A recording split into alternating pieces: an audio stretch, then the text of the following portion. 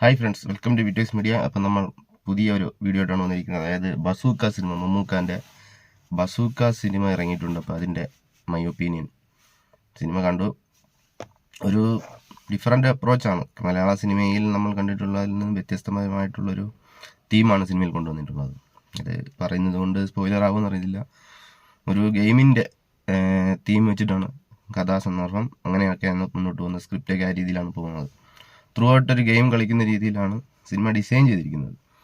പക്ഷേ അത് നമ്മൾ പ്രേക്ഷകർക്ക് അത്ര കണക്റ്റ് ആവാത്തത് കൊണ്ട് തന്നെ സിനിമ കുറച്ച് നമുക്ക് അധികം അങ്ങോട്ട് ദഹിക്കാത്തൊരു രീതിയിലായിട്ടാണ് എനിക്ക് കണ്ടപ്പോൾ തോന്നിയത്.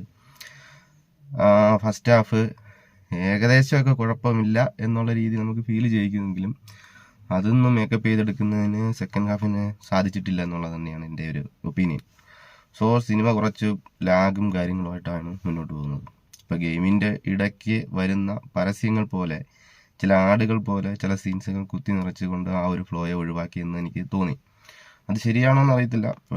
ഫിലിമിൻ്റെ ടെക്നിക്കൽ വശങ്ങളൊക്കെ അറിയാവുന്നവർക്ക് അത് മനസ്സിലാകുമായിരിക്കുമെന്ന് എനിക്ക് തോന്നുന്നു.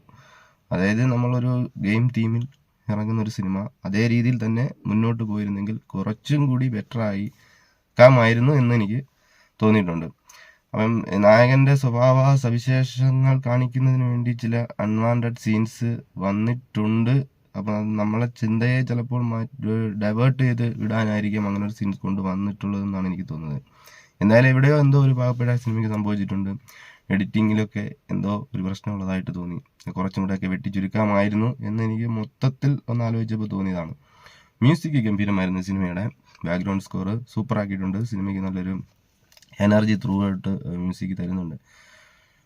പിന്നെന്താ പറഞ്ഞാൽ, ഈ സിനിമ എങ്ങനെ ഉണ്ട് എന്ന് എൻ്റെ അടുത്ത് ഒറ്റ വാക്കിൽ ചോദിച്ചു കഴിഞ്ഞാൽ ഞാൻ പറയും, നമ്മളൊരു ബിരിയാണിയൊക്കെ കഴിച്ചിട്ടാണ് പോകുന്നതെങ്കിൽ, ഉച്ചയ്ക്ക് ശേഷം ഒരു ബിരിയാണി കഴിച്ചിട്ടാണ് പോകുന്നതെങ്കിൽ നല്ല സൂപ്പറായിട്ട് തിയേറ്ററിൽ നിന്ന് ഉറങ്ങാൻ പറ്റുന്ന ഒരു സിനിമയായിട്ടാണ് എനിക്കിത് ഫീൽ ചെയ്തത്. ഫസ്റ്റ് ഹാഫ് ആണെങ്കിലും അതെ, സെക്കൻഡ് ഹാഫ് ആണെങ്കിലും അതെ. പിന്നെ ഒരു അവസാനം കുറച്ച് സമയം മമ്മൂക്കാൻ്റെ ഒരു കുറച്ച് അഭിനയ മുഹൂർത്തങ്ങൾ, പെട്ടെന്നൊരു ചേഞ്ച് വരുന്ന രീതിയിലുള്ള കുറച്ച് കാര്യങ്ങളുണ്ട്. അത് ഏകദേശം സിനിമയിൽ മൊത്തം നോക്കുവാണെങ്കിൽ ആകെ പറയാനുള്ളൊരു പോസിറ്റീവ് അത് തന്നെയാണ്. പിന്നെ ഒരു കാര്യം വളരെ വിഷമത്തോടെ പറയേണ്ടതായിട്ടുണ്ട്. നമ്മുടെ മെഗാസ്റ്റാർ മമ്മൂട്ടിക്ക് വയ്യാണ്ടായിരിക്കുന്നു. അദ്ദേഹത്തിന് പഴയതുപോലുള്ള എനർജി, ചലനങ്ങൾ അതൊക്കെ കുറച്ച് ബുദ്ധിമുട്ടായിട്ട് സ്ക്രീനിൽ കാണാൻ കഴിഞ്ഞത് വളരെ വിഷമം ഉണ്ടാക്കുന്ന ഒരു കാര്യങ്ങളാണ്.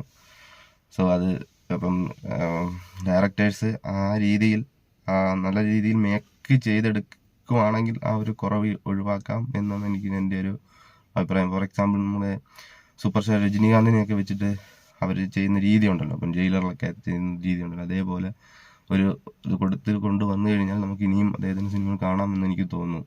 പക്ഷേ ഇതിനകത്തുള്ള പുള്ളിയുടെ സ്ക്രീൻ പ്രസൻസിൽ പുള്ളിക്ക് വയ്യാണ്ടിരിക്കുന്ന ഒരു അവസ്ഥയായിട്ടാണ് എനിക്ക് ഫീൽ ചെയ്തത്. പേഴ്സണൽ ഒപ്പീനിയനാണ്.